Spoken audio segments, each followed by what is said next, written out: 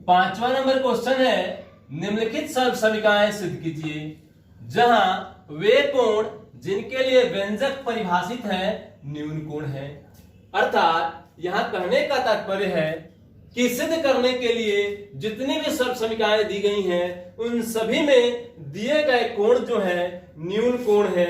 न्यून कोण से अधिक होने पर अर्थात समकोण या समकोण से अधिक कोण होने पर दी गई सब समीकरणें परिभाषित नहीं भी हो सकती हैं। अर्थात समकोण या समकोण से अधिक कोण होने की स्थिति में ये सब समीकरणें सत्य नहीं भी हो सकती हैं।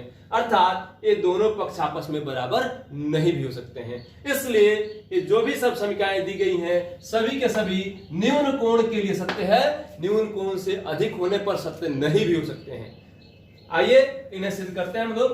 पहला नंबर क्वेश्चन है, cosec theta minus cot theta का होल स्क्वायर बराबर 1 माइनस कॉस थीटा बटा 1 प्लस कॉस थीटा।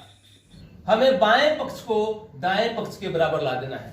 सिद्ध करने का तात्पर्य होता है कि बाएं पक्ष को हल करके दाएं पक्ष के बराबर ला देना, या दाएं पक्ष को हल करके बाएं पक्ष के बराबर ला देना, या दोनों पक्षों को हल करके बीच का कोई मान प्राप्त करना ताकि दोनों पक्ष उस मान के बराबर आए। आइए हम लोग इस प्रश्न को सिद्ध करने के लिए बाएं पक्ष को हल करके दाएं पक्ष के बराबर लाते हैं। हल करते हैं इसे हम लोग। LHS बराबर cosec theta minus cot theta का होल स्क्वायर। यहां LHS बराबर cosec theta minus cot theta का होल स्क्वायर दिया है और इसे हल करके हमें 1 माइनस कॉस थीटा बटा 1 प्लस कॉस थीटा के पदों में लेकर के चले जाना है। अर्थात दिए गए त्रिकोणमितीय अनुपातों को कॉस थीटा के पदों में व्यक्त कर देना है। इसलिए हम क्या करते हैं, कोसेक थीटा को साइन थीटा के पद में और कॉट थीटा को साइन और कॉस के पद में व्यक्त कर देते हैं। कोसेक थीटा को हम 1 बटा साइन थीटा लिख सकते हैं क्योंकि कोसेक थीटा और साइन थीटा में नजदीकी संबंध है। Sine theta into cosec theta बराबर 1 होता है, इसलिए कोसेक थीटा बराबर 1 बटा साइन थीटा हो जाएगा। और साइन थीटा से हम लोग कॉस थीटा के पद में आसानी से जा सकते हैं, इसलिए कोसेक थीटा को हम साइन थीटा के पद में व्यक्त कर देते हैं। फिर माइनस कॉट थीटा दिया है तो कॉट थीटा का सूत्र होता है कॉस थीटा बटा साइन थीटा, तो इसे हम लोग आसानी से कॉस थीटा बटा साइन थीटा लिख सकते हैं। इसका होल स्क्वायर हो गया क्योंकि कॉट थीटा बराबर कॉस थीटा बटा साइन थीटा होता है। जो कॉस थीटा तो कॉस के पद में चला ही गया और नीचे आया साइन थीटा, इसे आसानी से हम लोग कॉस के पदों में व्यक्त कर लेंगे। अब इसकी क्रिया कर लेते हैं हम लोग। साइन थीटा और साइन थीटा का लसा निकाल लेते हैं, तो साइन थीटा और साइन थीटा का लसा साइन थीटा ही होगा।